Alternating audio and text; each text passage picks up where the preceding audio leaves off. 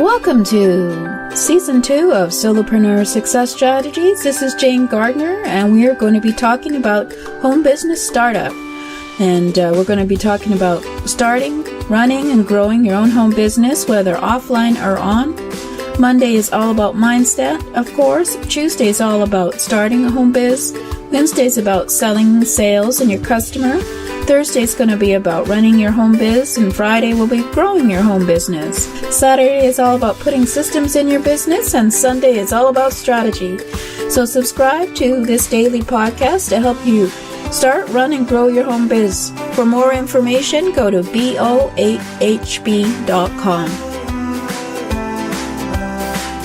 Hello, it's Jane Gardner again, and today we're going to be talking about starting your own home business, and we're going to give you 5 tips to know if you have what it takes to start a home business. You may see, hear, and read a lot of people constantly raving about the numerous wonders of a home-based business, but in reality, a home-based business is the same as any business. It requires work. It's not a bed of roses.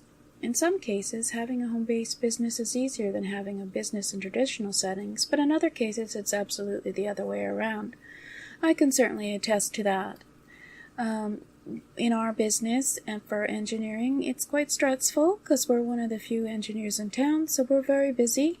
And busy is better than not being busy, but at the same time, it can get overwhelming. So tip 1, you still need the M's for a home-based business. The only difference is that there's no need for you to pay for rent, and possibly you'll have lower business costs because you're working from home. But other than that, the process of starting up your business and necessary production are still the same. So, for example, of course, you need money. It's rarely, if all possible, to start a home-based business without spending even $1 for investment and pre-operating costs.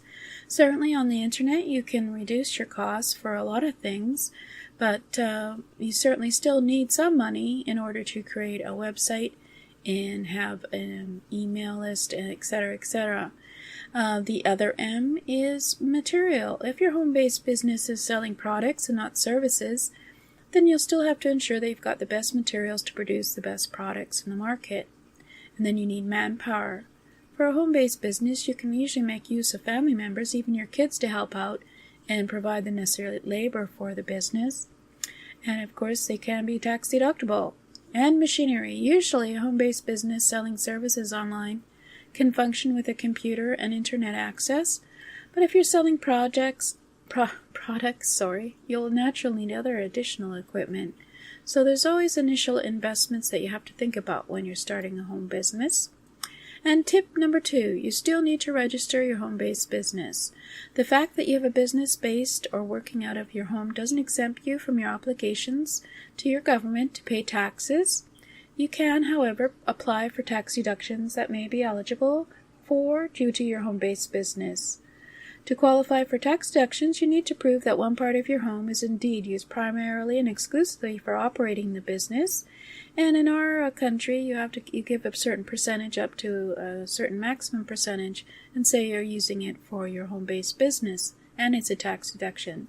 Secondly, if ever personal meetings with your clients, suppliers, and affiliates are required, you use that particular section of your home for such purposes.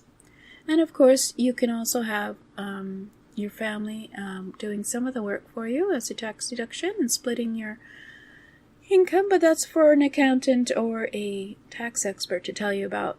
Tip number 3, products, services, or both.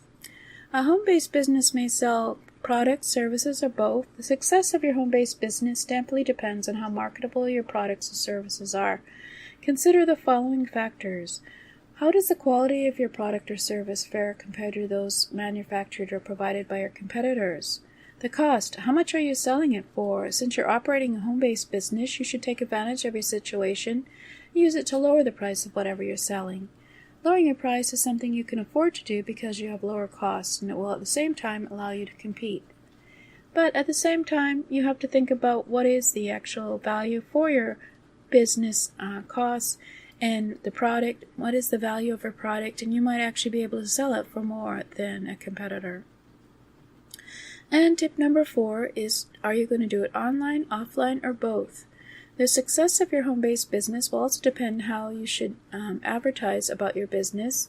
And for instance, you're selling home-baked cookies, you'll probably achieve greater profit by focusing mostly on selling to your local area and then advertising online, obviously.